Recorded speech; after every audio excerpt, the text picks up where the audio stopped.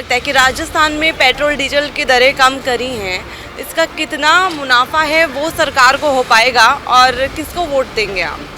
अब देखो, मुनाफा तो पेट्रोल से 150 का हो जाए, वोट तो मोदी को देगी हम। मोदी साहब ने तो क्या किया है, सिर्फ पेट्रोल डीजल का रेट कम करने पर उसने वोट लिया है, ना कि पेट्रोल डीजल की रेट कमी है। सिर्फ 3 रुपये कम किया है। 3 रुपये में क्या फ़र्क पड़ता है?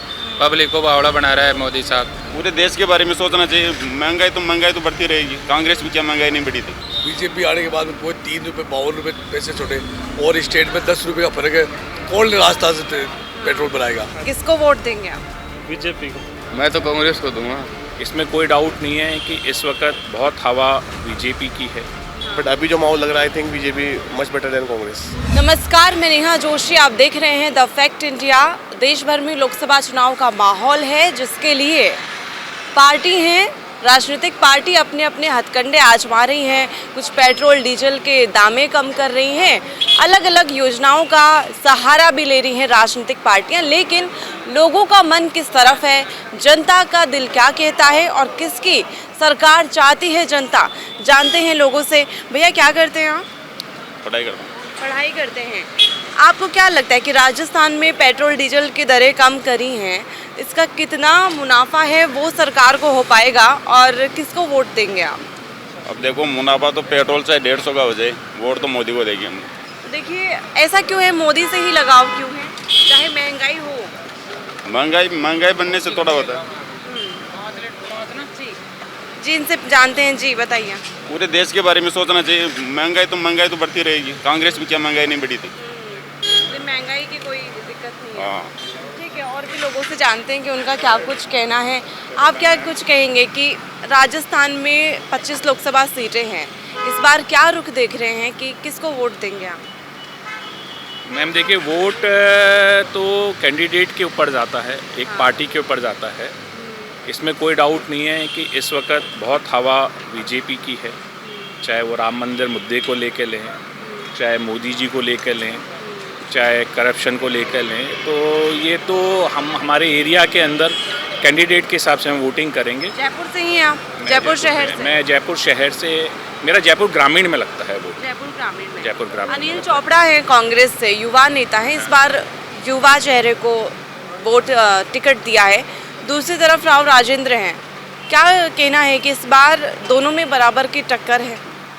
मैम देखिए, टक्कर तो दोनों ही कैंडिडेट्स में। राव राजेंद्र सिंह जी काफ़ी एक्सपीरियंस्ड वो हैं, राजनीति में समय से हैं, और चोपड़ा साहब युवा नेता हैं, तो उनका अपना इम्पोर्टेंस है, उनकी अपनी इम्पोर्टेंस है। और साथ में सिर्फ यही नहीं रहता, जातिगत वोट्स का फ़र्क पड़ता है, आपको पार्टी वाइज वोट्स का फ़र्क पड़ता है। तो टक्कर दोनों के मुकाबले की है। तो हमारे को तो दोनों को ही हम शुभकामनाएं देते हैं कि जो भी जीते, पर ये दोनों ही एलिजिबल कैंडिडेट हैं। ठीक है, और भी लोगों से बातचीत करने की कोशिश करेंगे कि लोगों के क्या कुछ राय है। कहाँ से हैं भैया?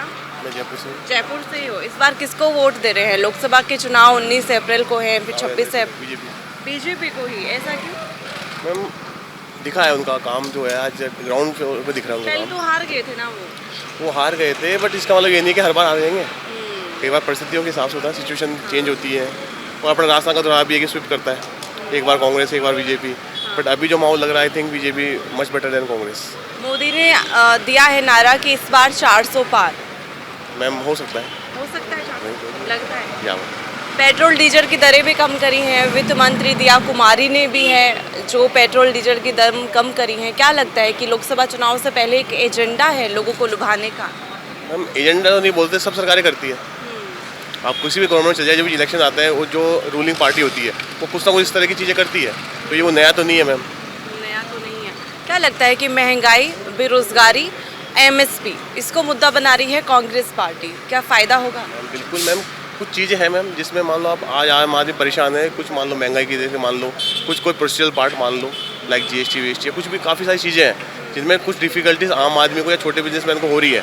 बट वो होता है ना कि अपन को कुछ पाने के लिए कुछ खोना पड़ता है, या मेहनत करनी पड़ती है, या कहते हैं ना वो इंतजार का फल मीठा होता है, या कड़वे से ही अच्छा फल मिलता है।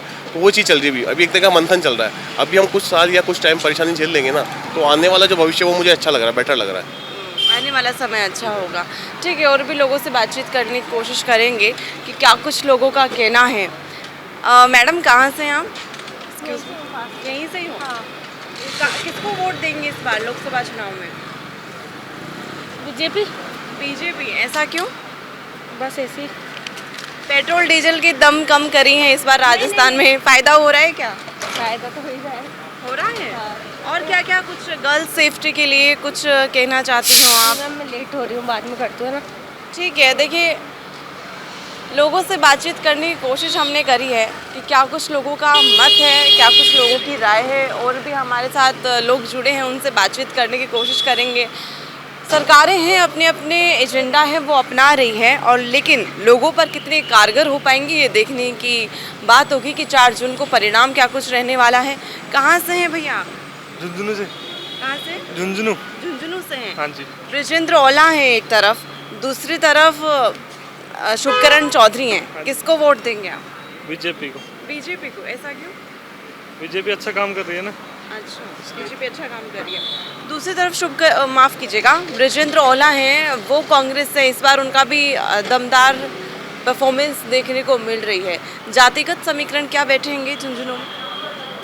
अभी तो बराबर के ही है, टक्कर में है। बराबर की है। लेकिन इस बार उनके लिए, शुभकरण के लिए तो मुश्किलें तो होंगी।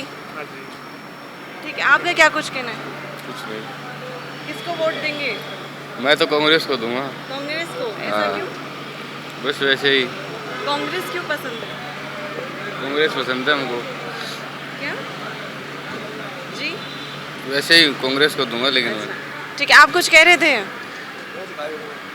आप कुछ कह रहे थे? महंगाई। महंगाई तो कांग्रेस में सस्ता था और पेट्रोल डीजल, और बीजेपी आने के बाद में वो 3 रुपये 52 रुपये पैसे छोड़े, और स्टेट में 10 रुपये का फर्क है। कौन रास्ता से पेट्रोल बनाएगा? बड़ी गाड़ियाँ तो वही गुजरात यूपी ले रहा है तेल, अपने से क्या लेगा? तो यहाँ पे आप तो देखते होंगे रोजाना, क्या हाल है? बड़ी गाड़ी कौन सी आ रही है हमारे यहाँ? और स्टेट से तेल लेके यहाँ आ जाते घूमने, बस और क्या। महंगा है यहाँ। महंगाई का जब कांग्रेस की सरकार थी, जब बीजेपी वाले कहते थे कि कांग्रेस ने महंगा कर रखा वो है। तो स्टेट, वो तो कोरोना काल में बढ़ाया, उसके बाद में सस्ता होना चाहिए पेट्रोल। 3 रुपये 52 पैसे से क्या होता है? 10 रुपये का फर्क है, वो 3 रुपये 52 पैसे से थोड़ी होगा। अभी भी तो किया है कम। तो 3 रुपये 52 पैसे में, और अभी भी 7 रुपये का डिफरेंस चल रहा है मैडम। तो कोई ज्यादा फायदा नहीं कोई है। फायदा नहीं है। कोई फायदा नहीं है। आप क्या कुछ कहेंगे? मोदी साहब ने तो क्या किया है, सिर्फ पेट्रोल डीजल का रेट कम करने पर उसने वोट लिया है, ना कि पेट्रोल डीजल की रेट कमी है। सिर्फ 3 रुपये कम किया है। 3 रुपये में क्या फ़र्क पड़ता है? पब्लिक को बावड़ा बना रहा है मोदी साहब। राम मंदिर के नाम पर वोट मांग रहा है। महंगाई कितनी हो गई। हम किसान हैं, गेहूं की रेट क्या है? 23 रुपये किलो है। पेट्रोल डीजल की क्या है? कहाँ से आप? हम इधर विराटनगर विधानसभा से हैं। हम अनिल चोपड़ा को वोट करेंगे। युवा जयपुर नेता, ग्रामीण में ही तो आता है वो। युवा नेता है। विराटनगर से तो विधायक तो कुलदीप धनखड़ बने हैं बीजेपी के। तो वो पेट्रोल डीजल पर मोदी साहब ने वोट ले लिया, जनता को पागल बना के। अब रेट कम किया नहीं, सिर्फ 3 रुपये किया है। 3 रुपये में क्या फ़र्क पड़ता है? कम से कम 10 रुपये लीटर पर सस्ता हो। हमारे यहाँ हरियाणा पास में ही पड़ता है, वहाँ पर 95 रुपये पेट्रोल है। किसानों की आप बात कर रहे थे, एमएसपी का दावा कर रही है कांग्रेस पार्टी, क्या फायदा होगा? ये तो लगता नहीं है। ERCP है, वो भी हमारे यहाँ विराटनगर में आई नहीं। विराटनगर में तो पानी तो बहुत है वैसे। पानी का है विराटनगर में? पानी है ही नहीं हमारे वहाँ। गेहूँ चना सरसों कुछ ही नहीं है। ठीक है, तो मेन समस्या क्या लगती है आपको? मैं तो अब आई तो कि बीजेपी आएगी, लेकिन हम तो नहीं देंगे बीजेपी को वोट। हम तो कांग्रेस अनिल चोपड़ा को वोट करेंगे। ठीक है, तो देखिए क्या कह रहे हैं आप, इधर आइए। Vote for Congress. ऐसा क्यों? ऐसा इसलिए क्योंकि बेरोजगारी भी बढ़ रही है मैम। अब बेरोजगारी की देखो, बेरोजगारी कितनी बढ़ रही है। अगर कांग्रेस की आती है सरकार तो श्योरली है कि महंगाई कम होगी। रोजगार मिलेगा। रोजगार मिलेगा। रोजगार मोदी ने कहाँ पे रोजगार दिया? कहाँ? किसी भी क्षेत्र में नहीं दिया। क्या करते हो? मैं तो अभी स्टडी करता हूँ, जॉब भी चीज़? करता हूँ। मतलब ग्रेजुएशन हूँ मैं तो, लेकिन SBI बैंक में काम करता हूँ। SBI बैंक में। हाँ, तो हमारे कमी तो लग रही है आपको रोजगार की कमी लग रही है। पढ़ रहे हैं, बहुत पढ़ रहे हैं। पेपर भी लीक हो रहे हैं, आप देख रहे हैं। कांग्रेस में भी हुए थे ना? कांग्रेस में तो है, लेकिन अब तो हाँ कांग्रेस में भी हुए थे, लेकिन बीजेपी में बहुत बेरोजगारी बढ़ी है मैम। बेरोजगारी। हाँ, मैं जयपुर ग्रामीण से आता हूँ। हमारे अनिल चोपड़ा है वहाँ पे। अनिल चोपड़ा को ही दोगे वोट? हाँ, युवा हैं वो इस बार विश्वास उम्मीद है उनसे। हाँ युवा हैं, जीतेंगे, श्योरली जीतेंगे। हमारे वहाँ पे माहौल भी है, बढ़िया माहौल है। बढ़िया माहौल है। हाँ। कौन से क्षेत्र से हैं? मैं जयपुर ग्रामीण से हूँ, कोटपुतली से हूँ। अच्छा, कोटपुतली से। हाँ। वहाँ पे तो मोदी भी आए थे कोटपुतली में। आए थे, लेकिन फिर उनसे क्या फ़र्क पड़ता है? कोई फर्क नहीं पड़ेगा। कोई फ़र्क नहीं पड़ेगा। ठीक है, हमने लोगों से बातचीत करने की कोशिश की है, लोगों की राय जानी है कि आखिरकार लोगों के मन में क्या कुछ चल रहा है और लोग किसको वोट देने की मंशा इस बार बना रहे हैं। अब ये तो 4 जून को ही परिणाम सामने आएगा कि किसको बहुमत प्राप्त होगा और किसकी सरकार बनेगी। ऐसी तमाम जानकारियों के लिए बने रहें द फैक्ट इंडिया के साथ। मैं नेहा जोशी।